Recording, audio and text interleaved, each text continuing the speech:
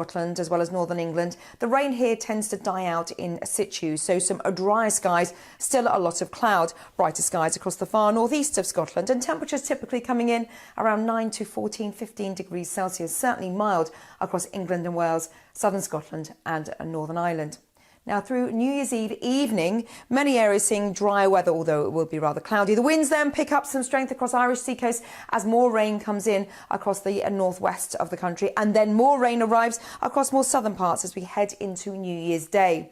So New Year's Day will dawn bright for some, mild for most, and also windy. Through the day, this showery rain extends from western Scotland towards Wales, northwest England, as well as central southern England. So through the day, yes, you may see some showery bursts. Either side, though, some brighter conditions, but always that fresh wind, which will be strong towards the northwest. And temperatures again will be on the milder side. However, turning colder from the north and very windy on Sunday in the south. Canary Islands sponsors the weather. Hello there, I'm Eamon. And I'm Isabel. And you're watching the GB News digital stream across the United Kingdom. And around the world. If you're here in the UK, you can also watch us on your TV screen. GB News is Freeview Channel 236. On Sky, we're Channel 515. 626 on Virgin Media. Just remember, you might need to retune your TV to watch the channel. Yeah, and if you are doing that, find out more about retuning by going to gbnews.uk. Join my show Farage, 7 p.m. till 8 p.m. Monday through Thursday, and there you will get opinion, analysis, debate, and I'll cover stories that nobody else dares to touch. And then for the last 15 minutes, talking pints. We're over a drink. We have a civilized conversation with someone. We very often disagree, but we do it in a grown-up way. Come and join me on Farage.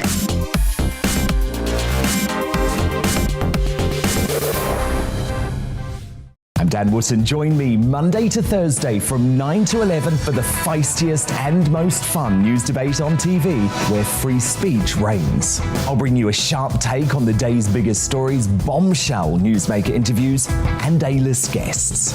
And I guarantee you, no spin, no bias, no censorship, and no reason to go to bed. That's Dan Wootton tonight, Monday to Thursdays from 9 on GB News. Hello there, I'm Eamon Holmes. And I'm Isabel Webster. And we hope you can join us for Breakfast with Eamon. And Isabel. You make me laugh out loud, belly laugh. Is that important first thing in the morning? Yeah, absolutely. And there's me trying to be deadly serious. News is a serious business. Yeah, I have to rein you in sometimes. Well, it doesn't stop us laughing at it. It doesn't stop us having an opinion on what's going on. Yeah. And it certainly will not stop us reflecting what you think. Weekdays from 6 to 9:30 on GB News. My name is Andrew Doyle. Join me every Sunday evening at 7 p.m. for Free Speech Nation. This is a show where we address current affairs and news stories of the week with the help of two wonderful comedian panellists. I brought in comics because I want to give it a lighter edge, and also they work for less. See you there.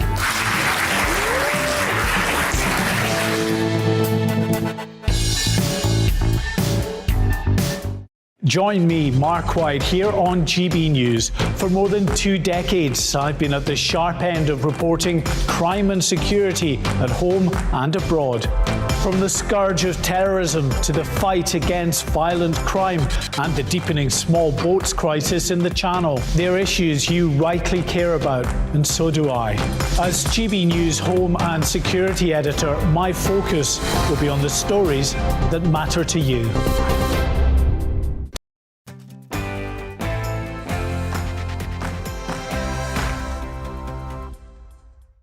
Today on Brazier, we look back at some of the key recent milestones in one of the defining stories of our times. The struggle for space supremacy and tensions with Russia over the ISS. The limitless egos of Elon Musk and his Astro Baron rivals. And plans by NASA to return to the moon in the next few years. This is Brazier with a special programme on the new space race.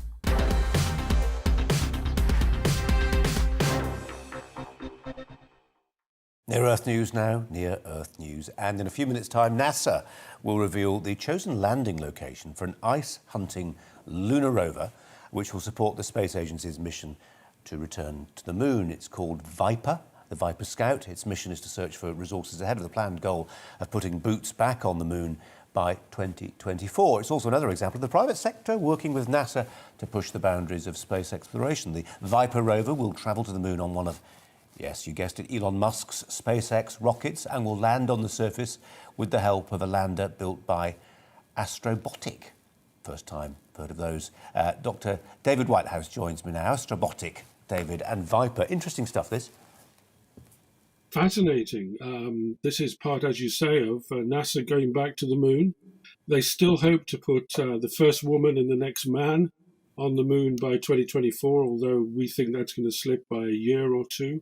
But this is a golf-sized cart that's going to land at the south pole of the moon, probably on the rim of a crater called Shackleton. And it's no coincidence that the crater that is at the south pole of the moon is called Shackleton. And also, we know there's ice there. We've known this for over 20 years, that in the lunar dust, there are shards of ice. And that's what this volatile rover is going to examine, because that ice is very important for future bases. It feels like we're doing a chemistry show tonight, actually, David. We were just talking to a food processing expert talking to us about how fertiliser production yields a byproduct in the form of carbon dioxide. But the chemistry on the moon, there are no second chances. You've got to make it work. And if the people are up there on a moon base, and they need the staples to support life, and ice and water, clearly a key part of that.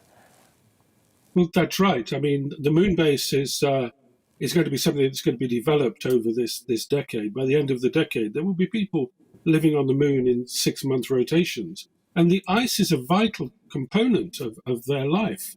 Now, if things went wrong, they could get back in a couple of days. So there always will be built into the moon base scenario.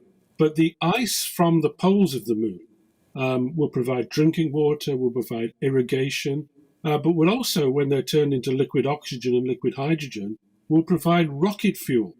And this is going to be, a major part of the life of there's Shackleton crater coming up there, a major part of the life of a moon base. And also, the fact that it's at the South Pole is important, because the South Pole is it's a land of deep shadows. In fact, there are some craters at the South Pole, Shackleton included, where the sun never shines. It's colder in those craters than on the surface of Pluto, the most distant planet. And that's why the ice has accumulated there. It's never been burnt off by the sun. And this is a land where the sun it's a wonderful land of shadows. If you were standing at the south pole of the moon, where this Viper is going to land, where the base is going to be built, where the first footprints going back are going to be set, you would see the Earth in one position in the sky. And over a month, it would go through a series of phases, crescent, full, etc. Wow. But the sun would walk all the way around the horizon. So the shadows, very deep, very long, would move around like the hands of a clock. It's a wonderful, evocative, significant part of the moon, which we're all going to get to know when we land there. Apollo 11 landed at the equator, the Sea of Tranquility. This is a very different part of the moon. And you depict it beautifully. I mean, David, just in terms of how we get the moon base built, I mean, compared to the late 60s, communications technology, the computerized technology that's available to us now, the computing power, and the robotics, presumably just means that, humans only need to get involved at a much later stage. You can send up a lot of this stuff robotically. It can be sent, effectively by drone spaceships, not crewed spaceships. You're quite right. When the first crew of 2 land on the moon in a few years' time, Viper will already be there, and some other pre-positioned platforms, and they will guide the landing in. They will know much more precisely how to land. Not like Neil Armstrong having to go to manual and look for a place to land, not sure he could find it. We will know the landing site intimately. We already do. We've got incredibly detailed photographs of this region where we're going to build the moon base. So it's a This crater Shackleton is the most studied crater on the moon. We know it intimately. We know where we're going to land. We know where the rover's going to land. We even know the route the rover's going to take to look at the shadows and the small craters, to dig up bits of soil to look for this ice, because we know there's ice there. We've seen it from orbit, but we have to have the ground truth now. So we need to know what form the ice is in. And once that's confirmed, then the base will go there. We will take, in the past, it used to be thought you'd take up huge aluminium cylinders and dump them on the surface, and that would be your moon base. No, the way to do it these days is to take a 3D printer and actually mess up the lunar dust, turn it into a sort of toothpaste, and then print out igloos from lunar dust. This is going to be the most remarkable moon base. This time yesterday, we were hours away from the launch of the first all-private mission into orbit. It went according to plan, and the crew of 4 are now flying higher than any astronaut since the days of the space shuttle. Well, the expert and author Andrew Lound is joining us now to consider what they'll be getting up to. 3 days in orbit, I think, Andrew. Let's start with this wonderful cupola, the dome, which is 3-ply, bit of glass, space, scary stuff, but basically the best view of the planet in orbit right now, and they're enjoying it. Yes, it's probably the best view any individual has ever had, really. I mean, for people who know the SpaceX, the Dragon spacecraft has a nose cone which actually opens like a little door, and that's normally the docking mechanism. But the docking mechanism's gone because it doesn't need to dock with anything. So they put this dome on there, so you can actually sit in the dome with it around over your head and have a look round and see the Earth. I mean, you get a 360-degree view of the Earth. Absolutely a staggering view of the Earth, really, that you would get with it. It must be interesting to hear the comments that they make when they actually when they've seen the Earth through that, because that must be an amazing sight. It reminds you very much of some science fiction films where you've always had this. You've had it on Red Dwarf, you've had it on Dark Star, where they've actually sat with this dome over their head. So it would be quite wonderful, and each of them will obviously get plenty of time to sit there looking at the wonders of the Earth, and obviously looking elsewhere as well, because as I keep emphasising to some people, from my personal perspective, I'd be wanting to look out there as well at the stars and looking at the moon and looking beyond, because this is just the starting point. Too lavatorial about this, Andrew, but the way I've read it, and I'm sure you have too, is that obviously there's not that much room in the capsule, and the cupola that we're talking about, the dome through which they were looking, is actually screened off. So when you're up there taking a view, you might be doing something else because it's where the toilet is. Do I exaggerate? No, I mean, it's interesting. I mean, when I've gone round to schools and when I've gone round to even adult organisations and you're talking about space flight, the question you always get is how you go to toilet in space. It's always the biggest question. And yes, it is. I mean, everybody says, oh, it looks gleaming and shiny. But at the end of the day, the environment has to cope with human bodily functions. So, I mean, urine is easiest, obviously, to get rid of to a certain degree. But you do have other bits as well. And, of course, you don't want to, how shall we say, have too many... We don't need to say it. We don't need to say it. We've said enough at that point about bodily functions in space. Thank you, Andrew. Let's just, in terms of the orbit, and I know we've talked endlessly about Branson and Bezos and the competition with Musk, but this is a reminder that SpaceX are just going further and farther than anybody else, and they're just doing stuff that's further down the evolutionary track when it comes to space.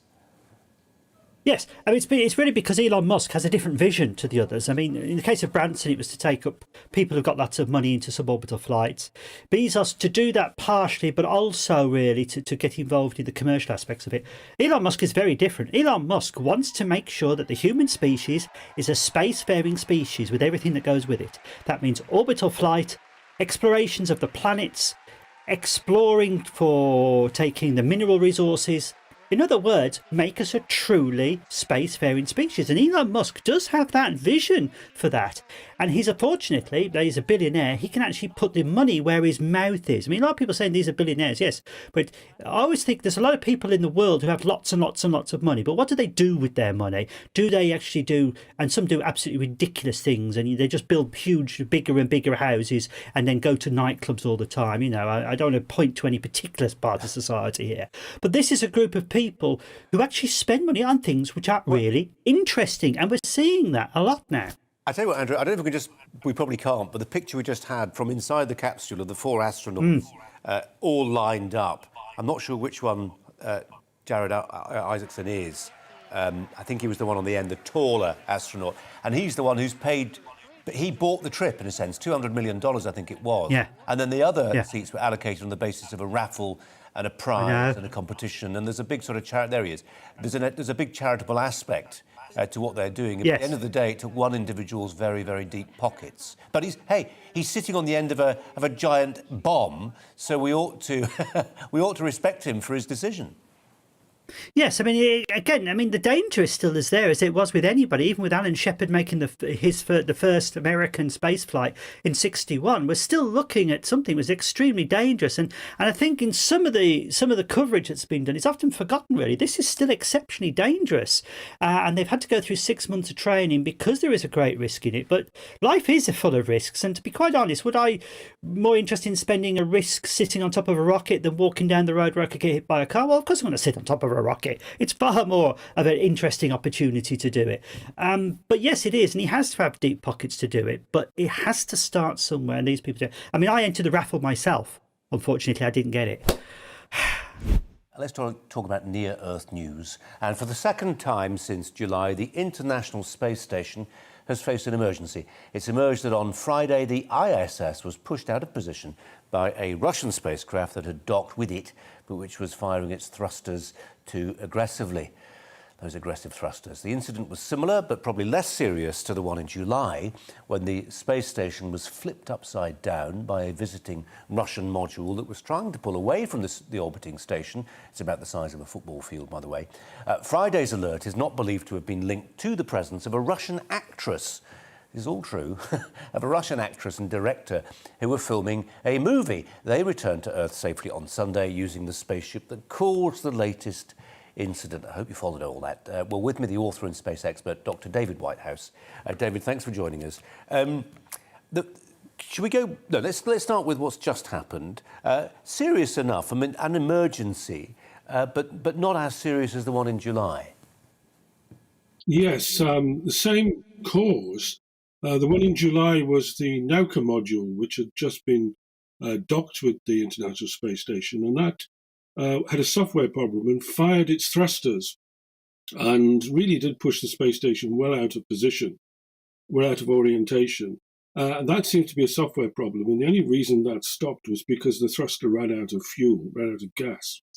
This was a similar problem, as you say, from a different spacecraft. This was from the transport spacecraft, the Soyuz, which we don't quite know what happened, but it does seem to be another software problem which fired its thrusters when it shouldn't have done, pushed the space station out of position, but not quite as much as a couple of months ago. But it's still very worrying because these spacecraft, the Soyuz spacecraft, should be well known, should be well understood. It shouldn't shouldn't do things like this. Why do we need them? When Elon Musk can send his SpaceX spacecraft to dock with the ISS, why do we need the Russians anymore? I say we. Why do the Americans need them anymore? Well, the Russians are official partners of the International Space Station. They've built a major part of it. They are in treaty with the United States and with the European Space Agency and Japan to live and operate on the space station. So they have a right to be there. And for many years after the space shuttle was retired, before Elon Musk came along, they were the only way to get up to and from the space station. So they have a heritage, they have a right to be there. Yeah. But their modules are getting old. The July incident, I read that it didn't just flip over, which sounds incredibly dramatic, but it sort of flipped over more than once potentially. But the crew didn't know. The crew didn't know initially because this is a zero gravity environment, and when the space station moves, you're floating in midair. You don't actually, have any reference point to see how it is moving. You're usually tethered to the space station, to the walls or to somewhere because you're at a workstation. And it wasn't until the alarms went off that they realized what was happening. The space station has to have a certain orientation with respect to the sun because it needs to get its energy from its solar panels. And if those solar panels are not being lit by the sun, the space station relies on batteries, as it does so when it goes through orbital night. So it's important that these batteries are kept topped up. Wasn't a major problem a couple of months ago. It wasn't a major problem a few days ago. I mean, when the Mir space station was struck in the late 1990s, that was a major problem. They could have run out of power. They could have had to abandon that space station. So keeping the power, keeping the orientation is, the golden rule of operating a space station. Keep it pointing towards the sun. And we know from Friday's incident that the movie director and actress who were filming on board the International Space Station, the show went on, didn't it? And we need to see this in the context of the fact that this is happening now. We've got Elon Musk, or rather I should say Tom Cruise is planning on doing something in space, filming for a film with Elon Musk, not actually with Elon Musk, but on one of his spacecraft. So this is becoming a thing, David. Space is becoming more accessible, particularly with Elon Musk and his Dragon capsule. There you see Yulia Pereslid. She is the actress who went up to rescue the cosmonaut on the right there. They filmed about 30 hours on board the space station, of which they say they're going to use 45 minutes in the film. But space station is becoming more accessible to a whole bunch of people, not just starship captains like William Shatner, but actresses. And the Russians are delighted to have beaten Tom Cruise in making the first film in space. They expect to make a lot of money from this. It's good publicity. At a time when actually Putin is not very well favoured towards the Russian space effort. It doesn't get a lot of support from the top. So they're trying everything they can to raise money and to raise its profile.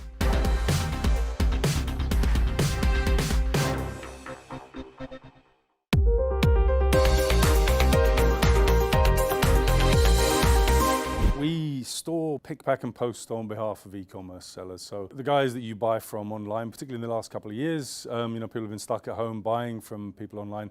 We actually ship that stuff out. So if you make stuff in your garden shed and sell it online, Hubbu can take care of all the logistics, all the packaging, all the difficult stuff that really stops businesses from growing. We can. We're unique in doing it for a much broader range of clients. They've always been fulfillment companies, which is what a company like ours is called.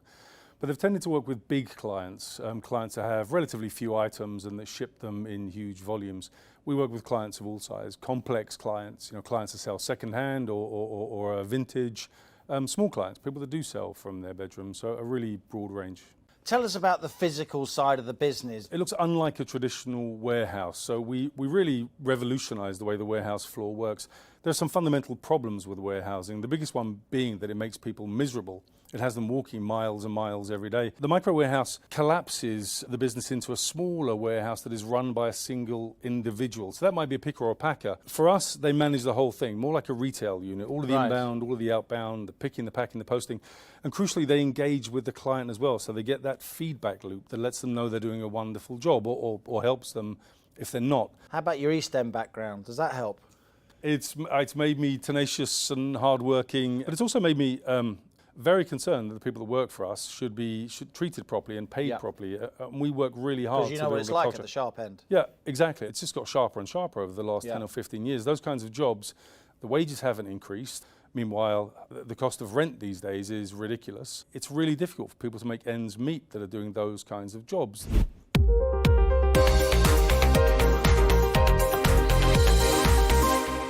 Hello there, I'm Eamon. And I'm Isabel. And you're watching the GB News digital stream across the United Kingdom. And around the world.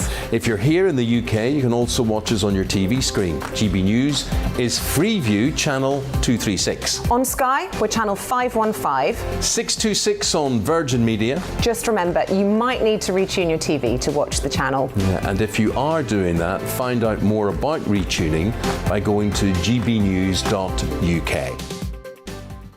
Join my show Farage, 7 p.m. till 8 p.m. Monday through Thursday. And there you will get opinion, analysis, debate, and I'll cover stories that nobody else dares to touch.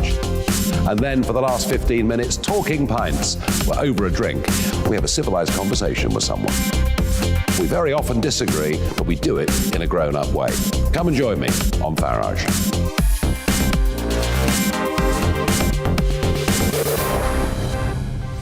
I'm Dan Wootton. Join me Monday to Thursday from 9 to 11 for the feistiest and most fun news debate on TV, where free speech reigns. I'll bring you a sharp take on the day's biggest stories, bombshell newsmaker interviews, and A-list guests. And I guarantee you, no spin, no bias, no censorship, and no reason to go to bed. That's Dan Wootton tonight, Monday to Thursdays from 9 on GB News. Hello there, I'm Eamon Holmes. And I'm Isabel Webster. And we hope you can join us for Breakfast with Eamon. And Isabel. You make me laugh out loud, belly laugh. Is that important first thing in the morning? Yeah, absolutely. And there's me trying to be deadly serious. News is a serious business. Yeah, I have to rein you in sometimes. Well, it doesn't stop us laughing at it. It doesn't stop us having an opinion on what's going on. Yeah. And it certainly will not stop us reflecting what you think. Weekdays from 6 to 9:30 on GB News.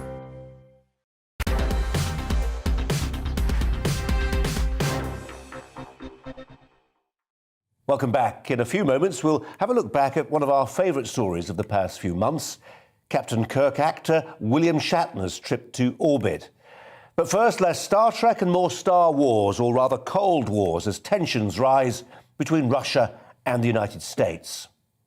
Drama in orbit today after astronauts aboard the International Space Station took to their lifeboats of sorts to avoid debris that may have been created by a Russian anti-satellite weapon. That's quite an opening paragraph.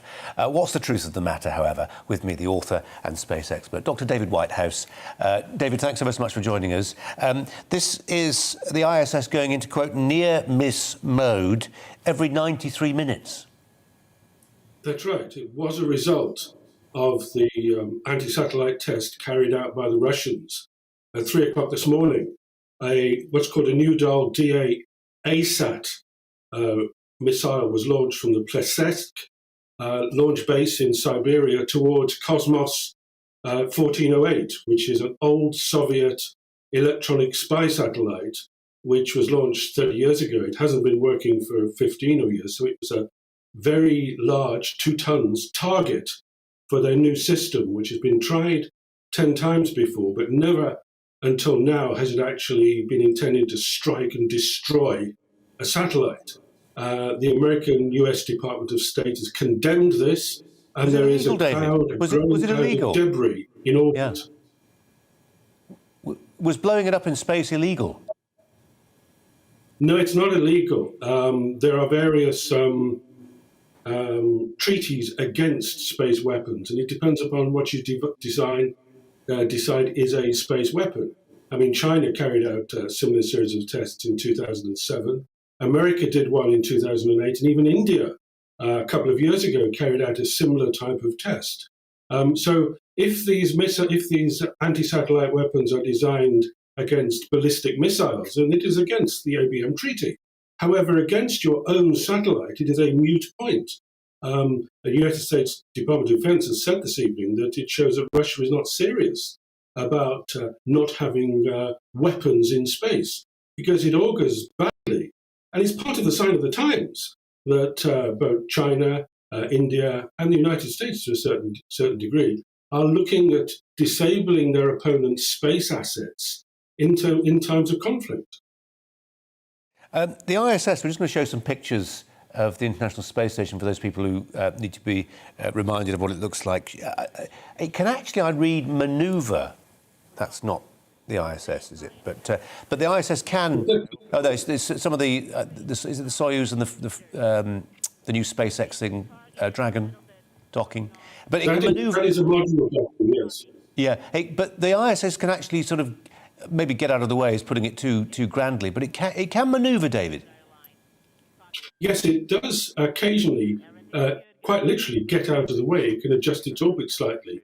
It has an area around it of 25 miles, and if any debris that can be trackable, and you can track things the size of, the size of a chair in space, if any of that is detected to come within that region, then they either try and get the space station out of the way, or the protocol is to go to the entrances to the return ships and wait. And following the explosion of Cosmos 1408 this morning, that debris is going to pass the International Space Station every 93 minutes for the next day or so. And they've changed the protocol at this moment that for the next day or so, internal hatches will have to stay closed in case there is an impact and a depressurization. It will then give them more time to get out as that damage is isolated. So it's the first time for the next day on the International Space Station. The US Space Department is furious that the Russians have carried out this test, and space operators around the world are also furious that thousands of pieces of debris are now threatening useful, productive satellites in low Earth orbit. There was a Hollywood film, wasn't there? Wasn't there George Clooney? Gravity. That is the echoes of that. And the 7 astronauts actually got in the lifeboats. They got in the 2 separate craft when this first happened. As you say, they've now changed the protocol and they're in back in the ISS, but closing the hatches internally. But they actually, get in the lifeboats, guys. It could be that bad. Yes, they do. The protocol is when there is a serious threat, they have to carry out emergency safing of the space station, and then they go to the entrances of the Dragon capsule and the Soyuz capsule, so that if given the order, they just have to close the door behind them. And it literally then is press the button quickly. And it only takes one button on these craft. It's all automated to blow them away from the space station and return them to the Earth. It's that serious. They were prepared to leave the space station untended, literally at 5 minutes' notice. It was that serious. I don't think that people in the non-space community have actually, apart from yourself, obviously, have actually got the message that this is an extremely serious event that's causing international tension between particularly America and Russia. I mean, you are giving us a pretty clear sense, David, that this is, in the scheme of things, this is more than a minor glitch. It's a major incident and something which may have consequences further down the track. There's just a sense, isn't there, that it's if not quite the Wild West up there, it's getting a bit more contested. It's basically, you can do what you can do, in the sense, if you can do it, who's going to stop you? The Soviet Union, Russia, I beg your pardon, has been developing this Noodle anti-satellite test system. Everybody's known about it, but they haven't performed this test in anger yet. The Chinese have got various bits of technology in development, and no doubt they could do exactly the same thing. This is part of, I think, principally the relationship between China and the United States, in the sense that China wants to become the world's leading spacefaring nation by the 2049 anniversary of the revolution. And they show every sign of being able to do that. Well, it's quite a thing to be 90 and willing to blast off into space. Many of us who aren't nonagenarians would like to think, perhaps, that when we begin to near 100, we might be more, not less cavalier about embracing some danger. But how many old folk would really do what the actor William Shatner did today? And he's in that capsule, goodness me. It wasn't a long flight aboard the Blue Origin craft, bankrolled by Jeff Bezos' Amazon billions, but it was proof that the man who played James Kirk in Star Trek had indeed the right stuff. After all, here he is, moments after touchdown. What you have given me is the most profound experience I can imagine. I'm so filled with emotion about what just happened. It's extraordinary, extraordinary. I hope I never recover from this. I hope that I can maintain what I feel now. I don't want to lose it. Joining me, Eric Berger, Senior Space Editor at Ars Technica, based in Houston, and the author of the book Liftoff. It's about the beginnings of Blue Origin's rival SpaceX. Actually, Eric, thanks so much for joining us. We're a funny programme here. We tend to do a space story most evenings. We think it's one of the really defining stories of our age, actually, and this billionaires' face-off between Musk and Bezos is absolutely gripping. How did our understanding of that face-off, that rivalry, advance today with this? What on one level was a gigantic PR stunt, but also a fabulous story of human endurance for William Shatner. I think it was clearly, as you say, a brilliant marketing ploy on the behalf of Blue Origin and Jeff Bezos to sell his company and their suborbital spaceflight experience. On the other hand, I think it was also pretty arresting to see William Shatner so captured by the experience. He clearly was moved by his few minutes of weightlessness. And it speaks well to the idea that, getting more humans into space would give us a better perspective on our own planet. We were talking earlier, Eric, about how we do this story today. And one of the suggestions was that we look at the way it's filmed and edited and processed and put out there. You can see now, I'm not sure you can see our pictures, but we're just looking at a gaggle of camera operators filming every moment. And when the landing happened, there was a sound recorder there with a long sound boom. You've got drone upon drone giving you a perspective you just couldn't imagine even a few years ago. There's one long lens trained on the New Shepard capsule, and the separation. I mean, this was, in excess of 350,000 feet into space. I mean, there is camera kit available now feeding into this public relations exercise, which just gives us an amazing view of what's happening. There's definitely an amazing view, but also we are living in an extraordinary era of private spaceflight. This year, there are going to be as many as 9 all-private missions to space. The majority of these will be suborbital flights, just a few minutes, going near or above the Kármán line. But there's also going to be a couple, orbital flights as well. And so, we are entering an era now where the majority of people going to space are not going to be professional astronauts, but are going to be civilians, people who don't do this for a living, actors, celebrities, billionaires, millionaires, and eventually real people as well. Eric, are you a little bit sniffy about the I mean, I know there was no sneering tone when you used the phrase suborbital, but there is a sense, and we note that you've written about Musk, that he is significantly ahead as things currently stand in this space race. Yeah, Musk and SpaceX are far, far ahead of Blue Origin.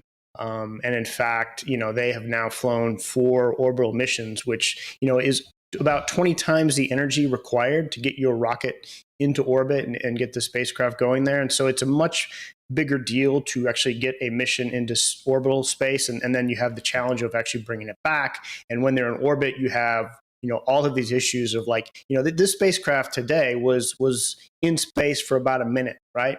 And so an orbital flight is hours or days. And so the demands on that vehicle in terms of heating, all sorts of factors is just much, much greater. So, this was a nice achievement, but it really pales in comparison to the idea of sending humans to the moon, to the moons of Mars, and to Mars itself. This is almost a sideshow, a very nice sideshow, but it's certainly not the main course.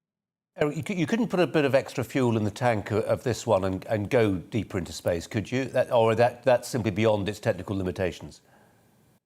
No, it's definitely beyond it's beyond the capability of the performance of this vehicle. You would need to have a rocket about 10 times more powerful to have a chance of getting that capsule in orbit. Wow.